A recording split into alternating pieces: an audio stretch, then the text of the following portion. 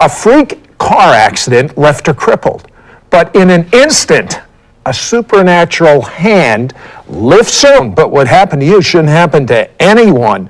I mean, you're driving your car, and someone plows into you. How did this accident happen?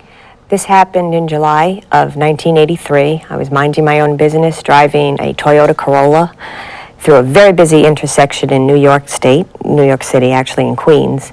And I was proceeding through a green light, just about to shift into third gear, so I was going about 20 miles an hour, and a 79 Cadillac broadsided me. She was going about 80 miles an hour. What's the next thing you remembered? Well, I stayed awake during the entire episode, and she embedded my car on hers, and at the last instant, when she realized that she was about to hit me, except that she had already hit me, she tried steering away, and at this point, she plowed my car head-on into other traffic that was standing at the light on the other side of the street. So my car was like this, and then like that. And I stayed awake during the whole thing, sort of going in slow motion, and when the car stopped, it's not exactly like you see in the movies. There aren't people waiting in the wings to come out and take care of you and pull you out of the car. And this was at 5:20 in the afternoon. If you know anything about New York City, there's a lot happening at 5:20. Yeah, there's cabs and buses and trains and many, many people walking on the street. And it was as if time had stood still. The car stopped. I realized that I was probably dead because it felt like I had been ripped open. What happened is, at the time of impact, I got thrown forward and my body broke in half from my neck down over the steering wheel on the right side.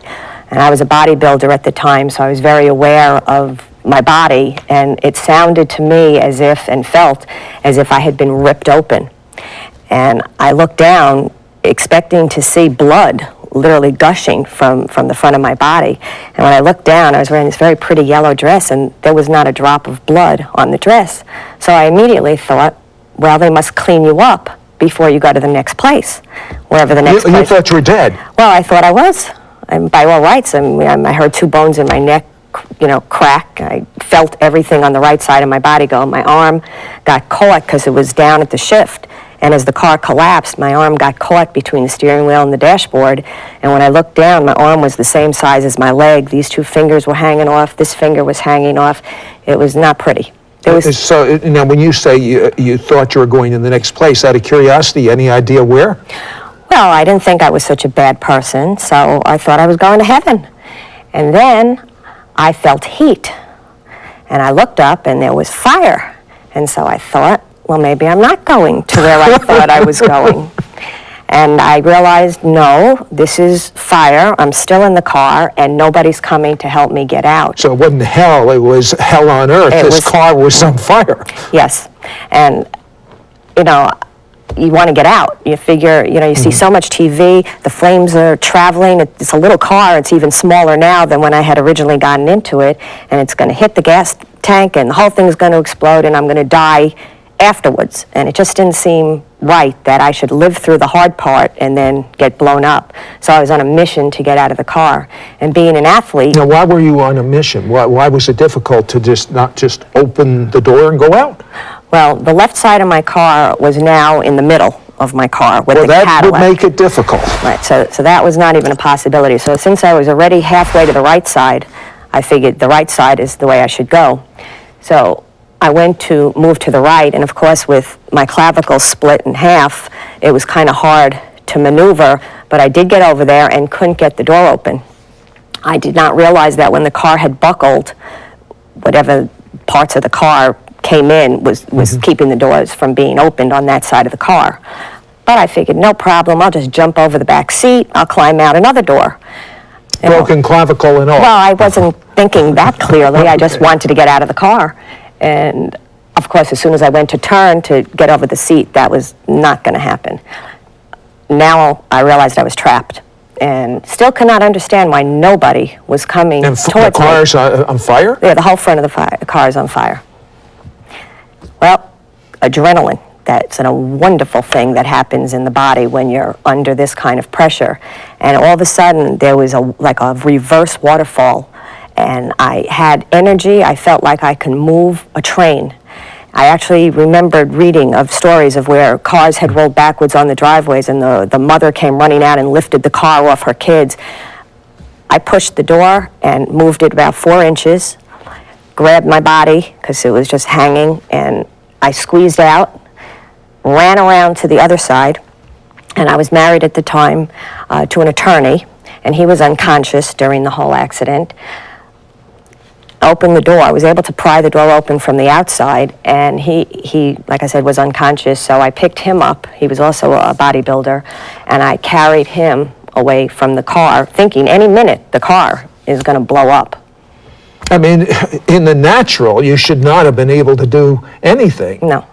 All right, and okay, so you pull him away. Now what happens? Well, he came to and asked me if I would kindly go back and get his briefcase, because he was an attorney and he needed that, and I just figured, okay. So off I went back to the car, thinking I'll pick up my pocketbook. Couldn't grab that because it was on the back seat.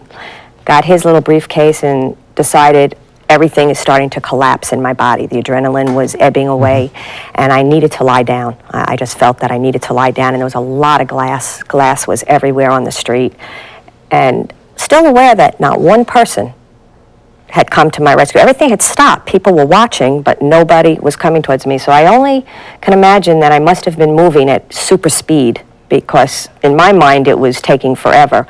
But I took his briefcase and I went to the sidewalk and I fixed my hours, that I had the entire window from my side of the car in my back. So that took another 10 hours to pull all the glass out of my back. And after the 36 hours, when they became convinced I wasn't going to have a heart attack, they just threw me on a regular floor with a broken neck, all my ribs broken, a broken clavicle, the right arm useless, everything hooked up to the left arm, and they sent up the first meal, which was chicken on a bone. That was very exciting, and I realized it wasn't safe in this hospital. There was a team of doctors, all the heads of different departments, everybody arguing who was more important. One guy would come in and put something on me. The next one would come in and say, who put that on you? And I'm like, you're the doctors, I'm the patient. One of you figure it out. After 5 days of complete insanity, taking x-rays of the wrong side of my body, wrong medication, wrong everything, I got out of the hospital. It was now the weekend. I had to wait 2 more days and finally got to an orthopedic surgeon who examined me, took a few x-rays, and put a clavicular splint on me. And basically, that was the first glimmer of hope that I may even have some semblance of a normal body, because at this point, after a week, my shoulder had completely collapsed inside my body, and this whole half of my body basically didn't exist. It had just kind of caved in.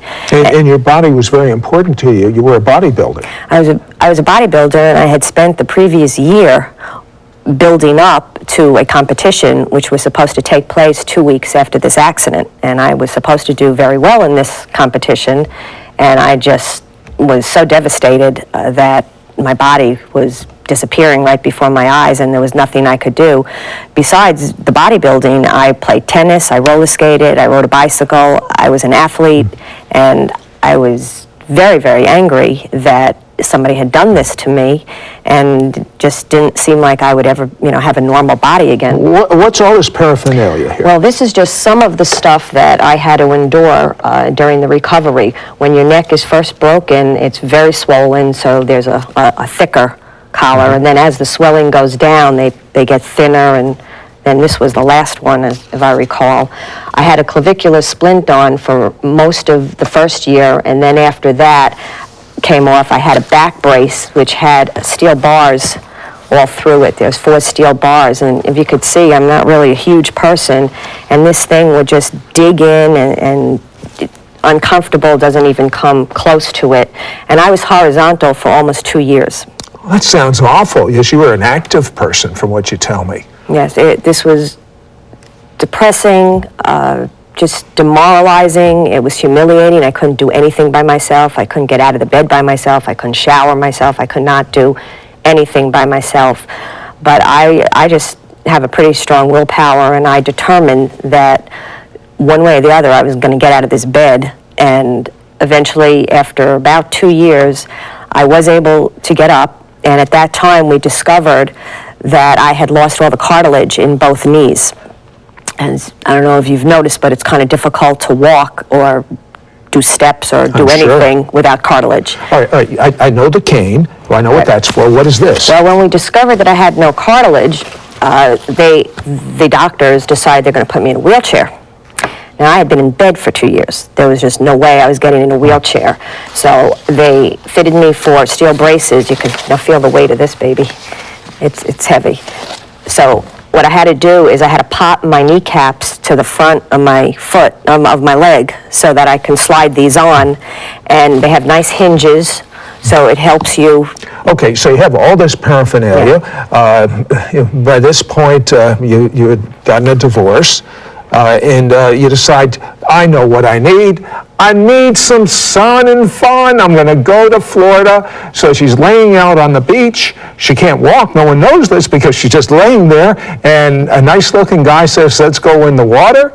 And what did you say to him? I said, no, thank you. I just do sand. I do sun. I don't do water because there was no way I can get to the water. I had put all of this stuff in a bag. So he turns out to be a masseuse. He starts giving you low-price massage. Why do you do low-price massages?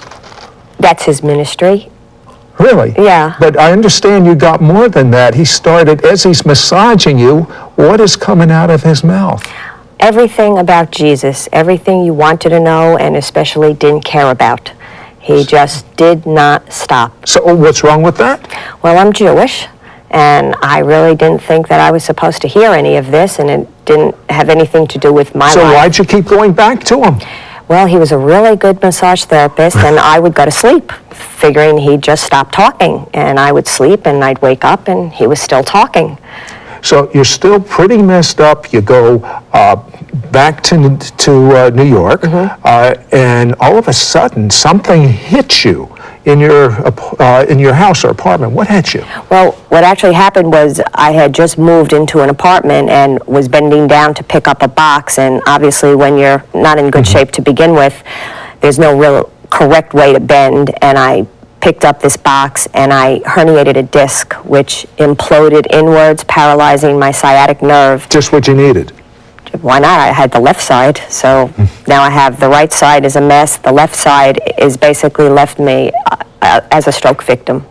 I could not lift this arm, the leg, my eye, everything on the left side of my body was destroyed. Now, you were in that condition for, what was it, a few weeks till your parents came? Right, I was in and out of consciousness for about 2 weeks. I had just moved to this apartment, no phone yet. By yourself? By myself. That must have been awful. It was horrendous. It was frightening. I remember cutting off all my hair because it had gotten so matted and knotted from the delirium that I was in. I don't remember eating. I don't remember much of anything except periodically waking up and wondering where I was and why nobody was looking for me, and I couldn't move. There was just no way for me to move. So your parents came in, found you, Yes. rehabilitated you a little, but you're... No? No. No? No. No? Why? They determined that I needed surgery, and I determined that the theory I had developed during the first time in the hospital was that the reason they called practicing medicine in your neck, the way the bones healed, they healed straight, so there was constant pressure. The clavicle came together. It took months and months for it to come together, but my shoulder healed, slanted down. The ribs came together. These two fingers never recovered. They had permanent nerve damage in them. The cartilage in my both knees were gone, so I wasn't able to walk without the braces and canes. After the herniated disc, this side was basically useless. It was just like not having a left-hand side. I had bursitis and arthritis in every joint. That's enough. So you leave New York, you go to Florida. I mean, that's enough. You go to, you're going to get me depressed. I'm sorry. You go to Florida. What happened next? I got to Florida and I met another person that God put into my path, and his name was Peter. And he was a jeweler, and he convinced me that he had wonderful jewelry to show me, and the way to a girl's heart, is jewelry. And so I followed him back to his place, and he left me standing in the middle of this room, and I noticed that you could not see the color of the carpet because of the amount of stuff that was on the floor, and it was all Jesus stuff. It was posters and tapes and Bibles, and I was just a little upset, to say the least, because I thought he had tricked me, just like the other one 8 years before. He came out with the jewelry. I wasn't interested at this point. I just wanted out of, his presence. I said, look, I don't know what all this stuff is, but I'm not interested. I got this other maniac that's been talking to me for 8 years. I'm not interested in Jesus. I'm Jewish. I'm in a lot of pain. Go away. And as I was limping towards the door to get out of there, it occurred to me that I didn't have enough information to be this angry. And That's an amazing thought. Well, I did go to college, so I figured... Still an amazing thought.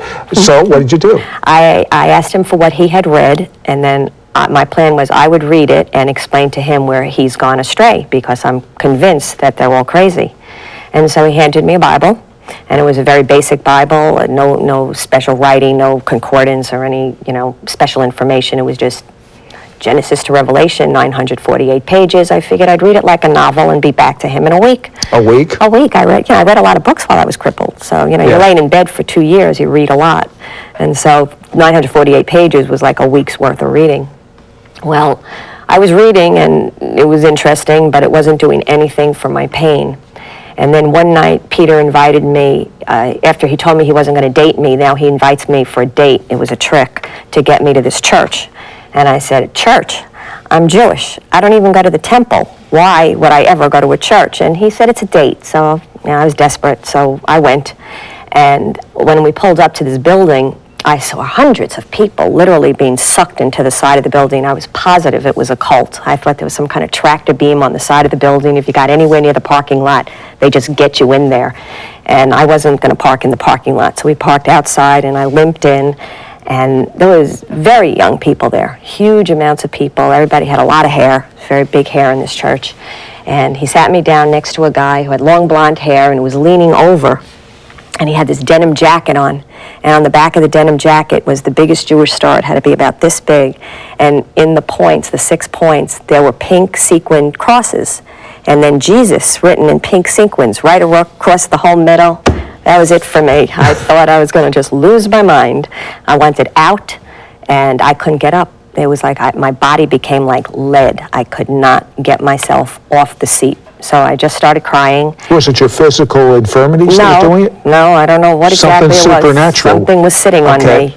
And I didn't hear the music. I didn't hear the message. I just wanted out of this place so badly. You have no idea. Finally, the whole thing ended. We leave, and I just tell Peter, do not ever take me to this place again. I just felt like I should not be in a place like that. And along this time, I am getting worse and worse and worse. I can no longer sleep. I can't sit. I can't lie down. I obviously can't walk. You wanted to even commit suicide? That was the plan. Okay, what happened? Well, I made a plan to kill myself. I picked the date. And I had my gun out. I was saying goodbyes to people in my head. And I realized with the way things were going in my life that I would shoot myself, but I'd probably miss, and I would still be here and in worse shape than I already was. And so I decided to pray. And I could not say the prayer that everybody was trying to get me to say, this prayer of salvation, because I just didn't believe all the words, and I figured if this Jesus is really God, he's going to know I'm lying, and this is not a good way to curry favor. I agree. So they did tell me that he was merciful, and so my prayer basically was that he would kill me. My actual words were, Jesus. Quickly, what happened? If you're really God, then you know what I'm going to do. You do it. I give my life to you. Do with it what you will. Amen. A hand took my shoulder, lifted me straight up off the floor, and this surge came through my body, and just everything came out. And I was standing up, and didn't know how I had gotten up, and I was testing my knees, jumping around the room.